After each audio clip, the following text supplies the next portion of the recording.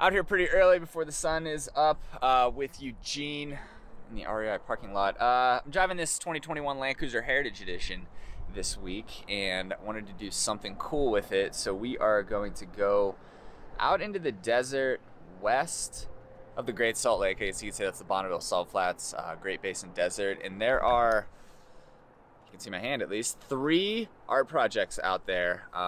Most people know of, I guess, at least one of them, but there are actually 3. They were all made between 1970 and the mid-late 1980s. So I don't know how good a shape they're in now, but they're still intact. So we're gonna go check them out. It's gonna be about 8 hours in the car today, at best. But I've got it all mapped out. We're gonna be in some pretty remote areas. Eugene is in a 400 TRD off-road.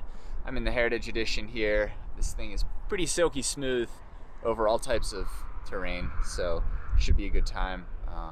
Yeah, so stay tuned. Let's hit the road. Cool.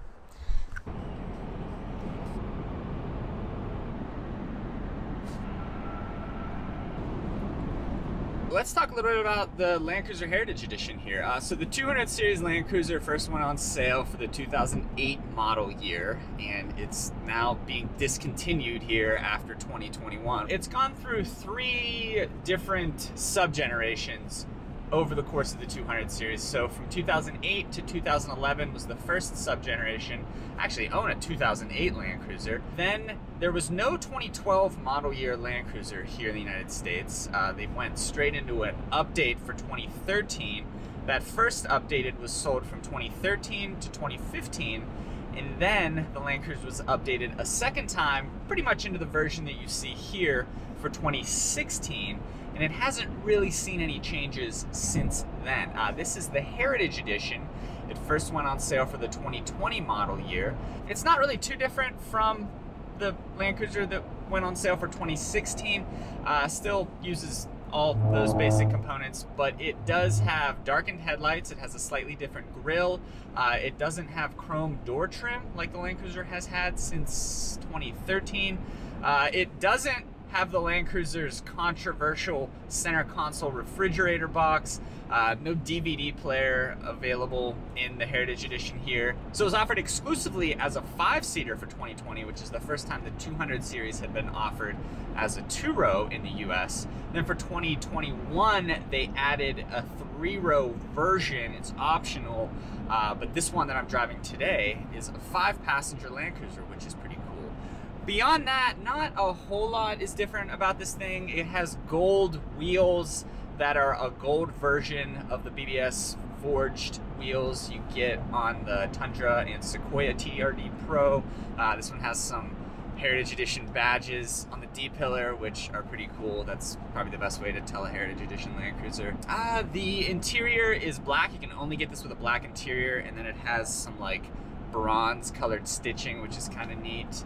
But not a whole lot differs on the Heritage Edition here. The main selling point of the Heritage Edition is, for me, probably the availability of a 2-row version, but for many people it will also be those gold wheels and that Heritage Edition badge on the D-pillar. Those are pretty neat.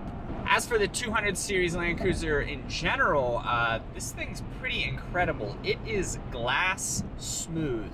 Whether you are just driving around town or on the highway, this thing is tight, it is smooth, it's relaxed.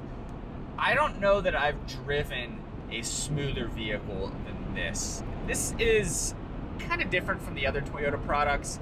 Land Cruiser is built in Japan on its own platform, really. It shares some components with the Tundra, but no Tundra is anywhere near as smooth as this vehicle is. So I kind of think of this as its own thing. You know, the Toyota Camry and the RAV4 and the Avalon and the Corolla and the Highlander and the Sienna, those vehicles all share a lot of their components. But the Land Cruiser here is kind of its own thing. So, you know, Toyotas are generally pretty comfortable, pretty good quality, but the Land Cruiser's on a whole different level. You've got full-time 4-wheel drive, locking center differential, no rear locking differential, which is a little unfortunate. You can shift it into 4-low, of course, so there's a 2-speed transfer case, so it has traditional low-range 4-wheel drive. You've also got Toyota's clever crawl control and multi-terrain select systems. And then there's also an off-road turn assist feature, which will brake the inside rear wheel to cut down on your turning radius. So say you're making a tight turn down a narrow switchback, off-road turn assist, in theory, should help to cut down on your turning radius a little bit to make it a little easier to navigate tight switchbacks off-road. I haven't seen a feature like that on any other View. We are headed out to our first official art project that we're gonna look at out here in the desert. We should probably be there in probably about 45 minutes still. And then, yeah, we'll take it from there.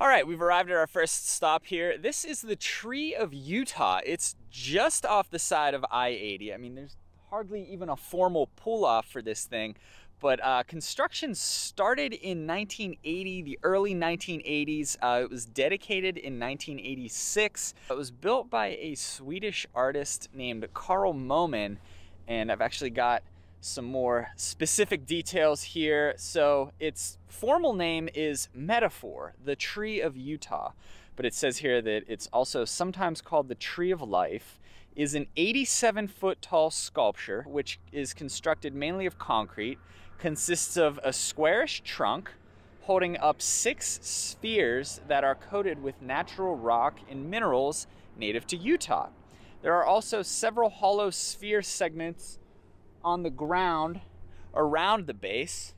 The sculpture currently has a fence surrounding the base to protect people from falling tiles. And yeah, unfortunately, that chain link fence is rather unsightly. It has been said that Moman was moved to create the 87-foot tall tree after having a vision of a tree while driving across the desolate Bonneville Salt Flats. And yeah, these are the Bonneville Salt Flats out here. Following the dedication of this work of art, Moman donated the sculpture to the state of Utah and returned to Sweden.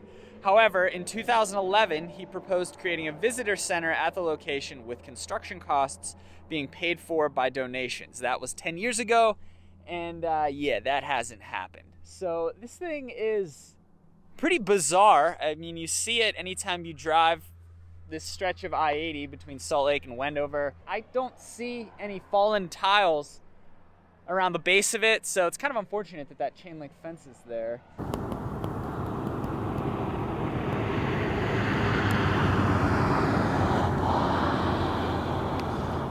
Here's the plaque. And there's just a bunch of wire laying around the base. You can see there's a pretty big bird's nest in one of the angles created by the branches. This chain link fence is cemented into place. Yeah, I don't see any fallen tiles. So maybe they just wanted to block it off so that people couldn't get too close to it. I don't know. It doesn't seem to be a huge priority though for the state, given how neglected it looks. Other than that, just a bunch of junk, wire mesh laying around. Yeah, not the prettiest thing. Nope, not a tile.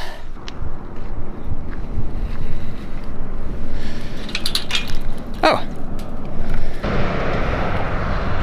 The plaque says, "The Tree of Utah, Metaphor by Carl Moman. Completed January 1986. A hymn to our universe whose glory and dimension is beyond all myth and imagination." And that is a quote attributed to Carl Moman himself. And then beneath that it says, Utah State DFCM Collection of Fine Art. So there you go, the first art installation of our tour, the Tree of Utah.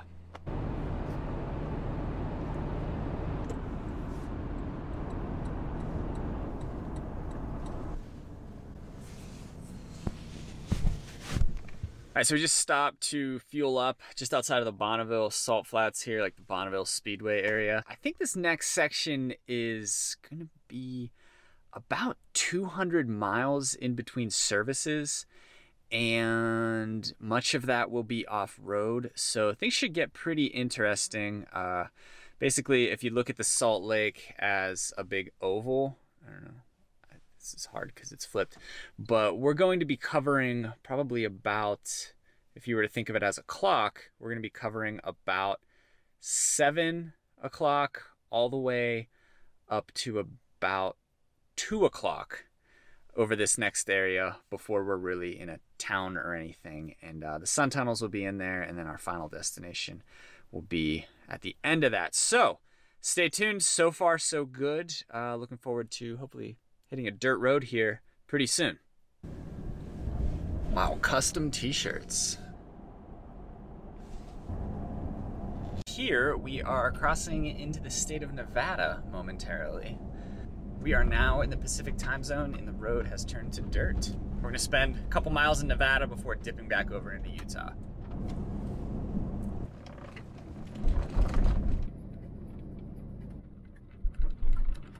All right, driving the Land Cruiser on this long, flowy dirt road here.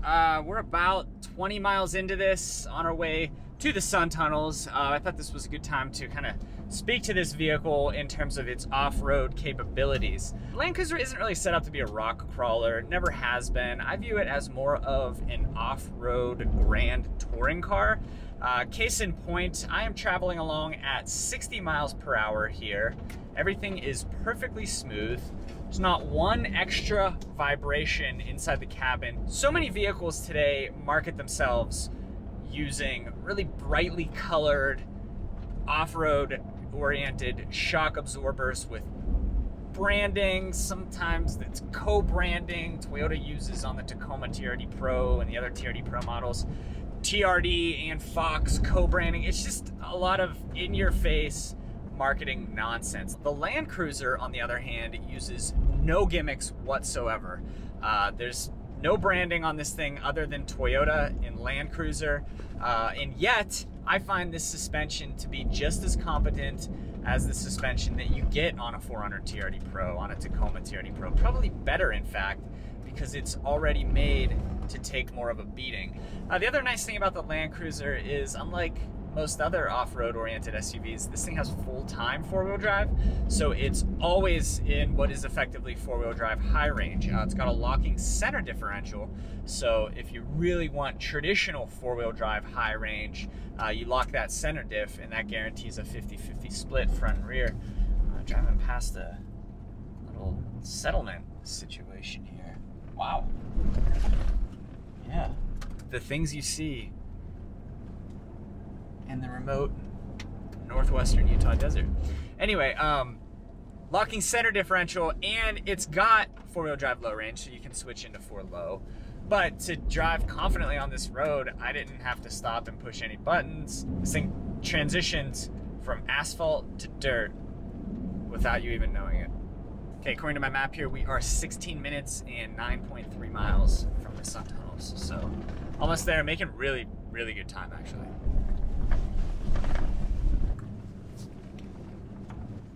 And here we are. Huh.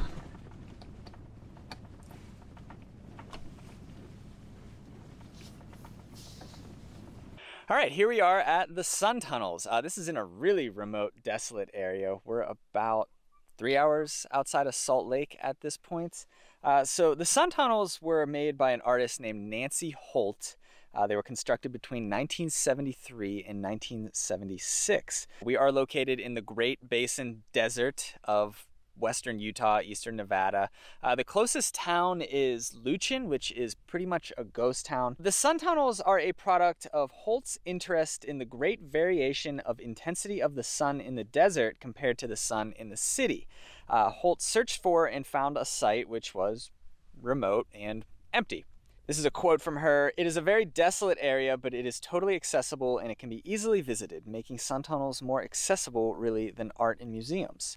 A work like sun tunnels is always accessible. Eventually, as many people will see sun tunnels as would see many works in a city, or in a museum anyway." So the work consists of 4 massive concrete tunnels. They're 18 feet long and 9 feet in diameter, and they're arranged in an X configuration for a total length of 86 feet. Each tunnel reacts to the sun differently, aligned with the sunrise or the sunset of the summer or winter solstice. So if you would come out here on the summer or winter solstice, you'd get to see the sun rise directly through the middle of one of the tunnels or tubes here, and then set directly opposite that in the other tube. Of course, it's not the summer or winter solstice right now, so the sun's just kind of rising in the vicinity of them. I imagine there would be a lot of people out here at the summer or winter solstice.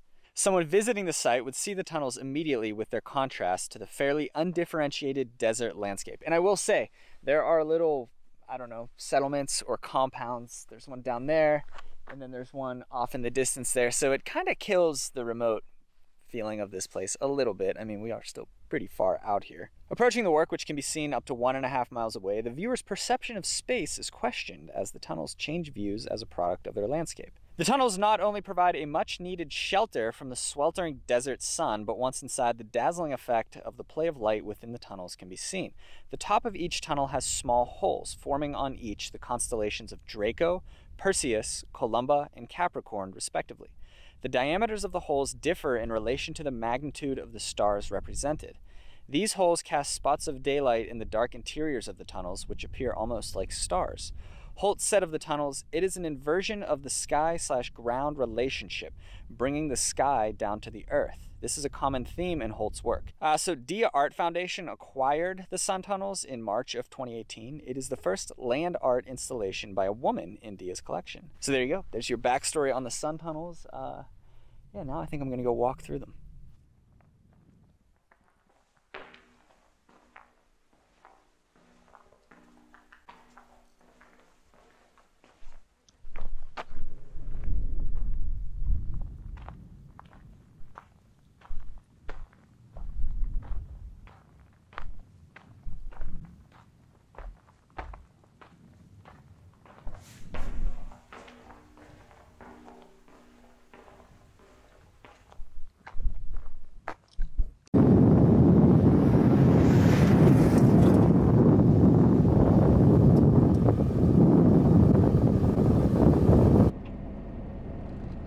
So what we're driving on is the Trans-Continental Railroad National Backcountry Byway. And what we've realized here is that this stretch that we're on right now, I'm turning off of it, but the hump there used to be a railroad, and much of this byway drives right over top of what used to be the old railroad. You can see there's a bridge right there. We've seen a bunch of trusses that look like they were ripped out of what used to be the old railroad, and they've just been laid to the side of the road now. So it's pretty interesting. We're just seeing all kinds of old railroad infrastructure along this road right here. And it's pretty cool knowing that this used to be railroad tracks. So we've come upon probably a couple dozen of these bridges now that have been blocked off, like this one right here, and then the trail diverted around them. Some of them are pretty interesting. Most of them are made out of railroad ties. A couple we've seen have been burned down.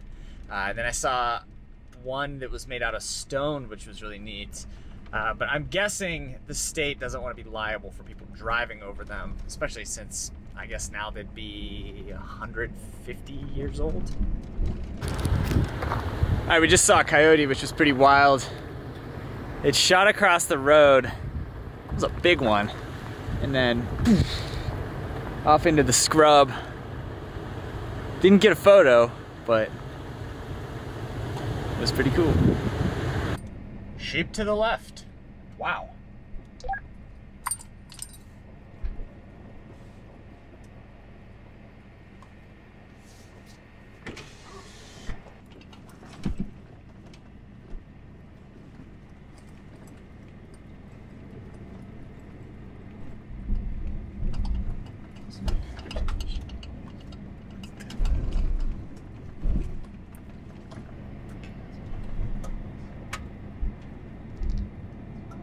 Let's do a quick overview of how the Land Cruiser Heritage Edition differs from the regular Land Cruiser, at least in terms of exterior appearances.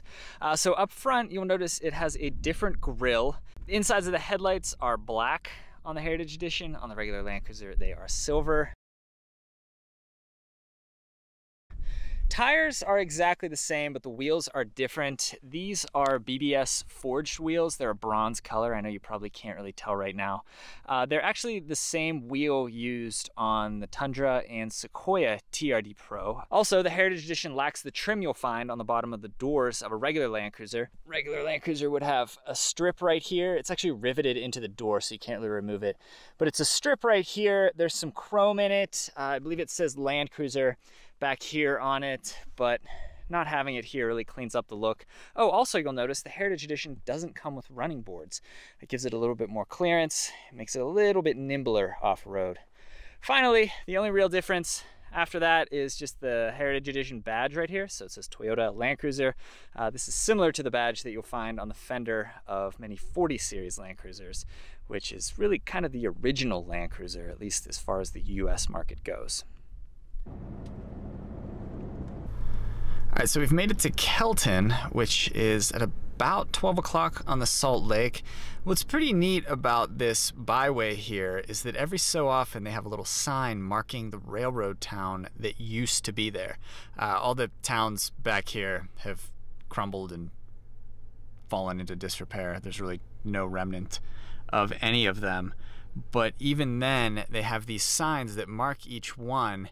And what's really cool is that it says mile 734.1 from San Francisco. So this is 734.1 miles east of where the Central Pacific Railroad would have started construction in San Francisco. So as we've been driving pretty much from west to east, the numbers have gotten higher and higher because that represents how far into the build each town was established.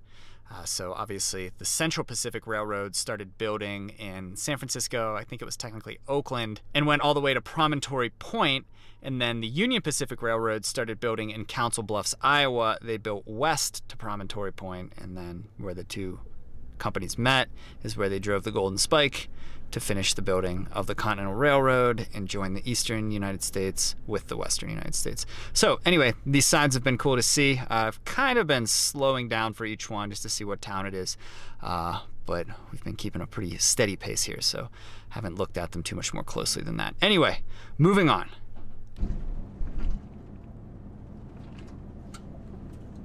Alright, it is now 4:30 in the afternoon, so we're about 10 hours into our drive here, although it still kind of feels like we just started, I think because everything has been so new. This is a really remote area of the United States. Nobody really goes near the Great Salt Lake, and especially not the northwest, western quadrants of it. So for a while there we were traveling northeast, then for a minute we went southeast, and now we're pretty much going due south down to our final destination for the day, which is the Spiral Jetty.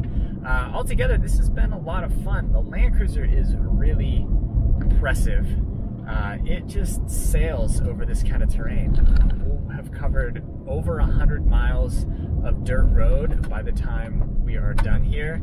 It doesn't miss a beat. I just go when I go. I'm traveling between 40 and 70 miles per hour. I have no hesitation regardless of what's in the road ahead of me. It handles undulations, it handles washboard, it handles dips remarkably well. This vehicle is a marvel of modern engineering, even though it's now, what, 13 years old? Its basic architecture is 13 years old. So this thing's just super impressive. I mean, the sound deadening in the build quality, everything is so well fit. It's just really an impressive vehicle. There's really nothing else like it. The other thing I've noticed is that it's surprisingly easy to induce oversteer. When you come around a bend on these dirt roads, I was driving through some sand before, if you goose the throttle in just the right way, you can get the tail end to flick out a little bit. And it's surprisingly fun. Still though, I maintain that this is more of a grand touring off-roader than a performance off-road vehicle. At the end of the day, it's just extremely smooth and extremely composed over any and all type of terrain, including stuff like this. Coming up on our final approach to our last art installment of the day, the Spiral Jetty. And there it is, directly into the sun. The Spiral Jetty was built by Robert Smithson in 1970. The sculpture is built of mud, precipitated salt crystals, and basalt rocks. I mean, pretty much just made of the earth out here. It forms a 1,500 foot long, 15 foot wide, counterclockwise coil jutting from the shore of the lake. Depending upon the water level of the Great Salt Lake, the sculpture is sometimes visible and sometimes submerged. I'm willing to bet that it's been visible for a decade or more. Like the sun tunnels, the Spiral Jetty is currently under management of the Dia Foundation, to which it was donated in 1999. So the story goes, Robert Smithson wanted to build this thing. It took him a while to find a contractor who was willing to come out here and actually do the job, just because it was kind of a bizarre thing. But anyway, he found somebody, they put this thing together. He looked at it for a couple of days and decided that he didn't like the shape, that he wanted something different. So he called them back out here and had them build it again over the course of a few days. And that's the form that you see it in now. Robert Smithson actually died in a plane crash 3 years after completing the Spiral Jetty. The issue of preservation has been brought up many times with regard to the Spiral Jetty, and that's been made complicated by ambiguous statements from Smithson, who expressed an admiration for entropy in that he intended his works to mimic earthly attributes in that they remain in a state of arrested disruption and not be kept from destruction. So I imagine this thing, either way, still looks pretty similar to how it did back in 1970 when he completed it. But there you go. The Spiral Jetty, the third and final stop on our tour of natural art here north and west and somewhat east of the Great Salt Lake. My friend Eugene said he was pretty tired, especially on the last leg of this journey, which admittedly was the longest. It was about 100 miles to get to the Spiral Jetty from the sun tunnels. He said he was pretty tired, and I was like, yeah, me too. But in reality, I feel pretty good. It's been a long day. We're about almost 12 hours into this now, but the Land Cruiser is just that smooth. It's that easy to drive. It's extremely comfortable. It's plush. It's quiet. There's not a lot of noise fatigue, call it that. No rattles. Anything you hear right now is my stuff in the cabin, but the cabin itself is completely silent. Powertrain's good. You can induce a little bit of oversteer. 8-speed automatic transmission is really nice. Full-time 4-wheel drive system is really nice. This is the perfect vehicle, which makes it just that much more frustrating that it's being discontinued here in the US. I think I've done a pretty good job at not ranting about that too much. Save that for another video. But in the meantime, yeah, hope you enjoyed this tour of the Tree of Utah, the Sun Tunnels, and the Spiral Jetty, all in one day, mostly off-road. Thank you for watching.